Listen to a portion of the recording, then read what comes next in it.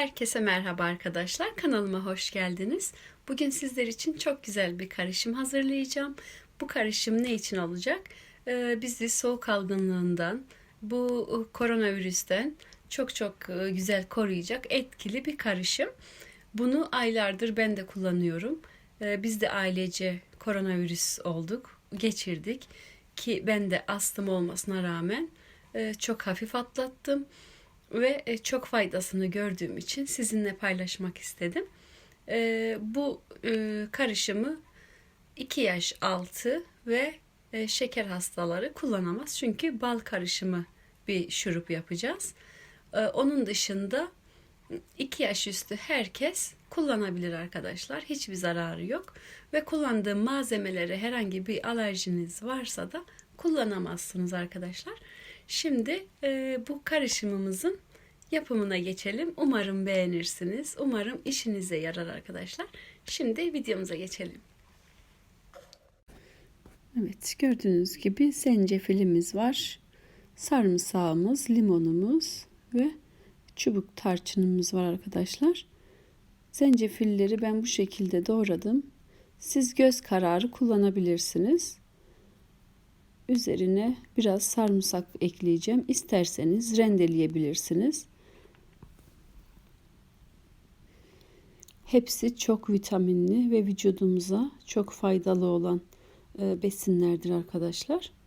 Biliyorsunuz zencefil mide bulantısını hafifletiyor. Soğuk algınlığına, gribe karşı çok güzel bir koruyucu özelliği var. Tabii ki sindirimde de fayda sağlıyor.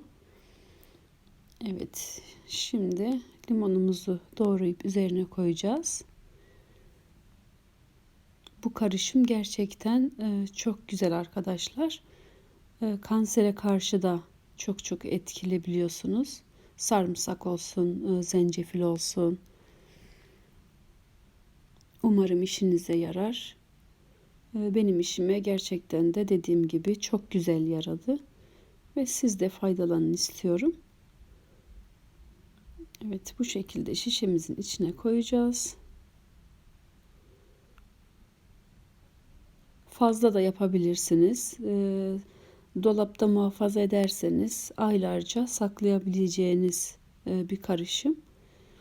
Hiçbir zaman bozulmaz. Yeter ki eklediğiniz bal bu malzemenin üzerini iyice kaplasın arkadaşlar. Ona dikkat edin. Kaplamadığı zaman küflenir. Yaptığınız karışım hiçbir şeye yaramaz. Evet, sarımsağımızı da ekleyeceğiz. Biliyorsunuz arkadaşlar, sarımsağın faydalarını zaten bilmeyeniniz yoktur. Limon da aynı şekilde ve tarçın da gerçekten kansere neden olan hücrelerin büyümesini önleyerek kanser oluşumunu çok güzel engelliyor. Virüs enfeksiyonlarını tedavi ediyor ve bu kış aylarında bizim için ihtiyacımız olan çok güzel bir baharatımız arkadaşlar.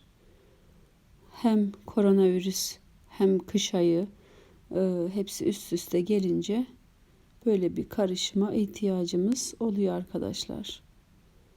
Evet, çubukları yerleştirelim.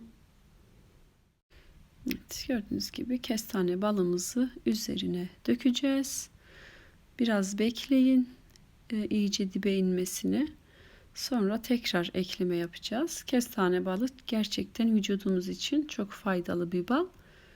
Biliyorsunuz B, C vitamini, mineraller ve demir açısından zengin olduğu için bağışıklık sistemimizi çok güzel güçlendirecek arkadaşlar. Ve solunum enfeksiyonu şikayetiniz varsa günde bir kaşık sade kestane balı tüketebilirsiniz. Çok iyi gelecek size. Evet, biraz bekleyelim. 1 dakika boyunca bekledim ve balımız iyice aşağı indi.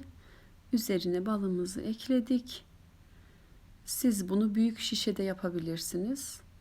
Ben küçük şişede yaptım size göstermek için. Benim hazırda büyük bir şişem var. Çünkü bu karışımı her gün kullanıyorum. Hele kış aylarında benim vazgeçilmezimdir. Çünkü çok işime yarıyor.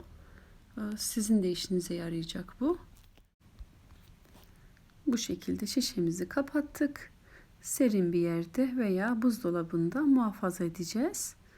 Evet, her gün 3 kaşık alabilirsiniz. Gerçekten şu anda içinde bulunduğumuz durumdan bizi kurtaracak bir karışım ve kullandığımız her şeyde faydalı olan besinlerimiz arkadaşlar. Umarım beğenirsiniz.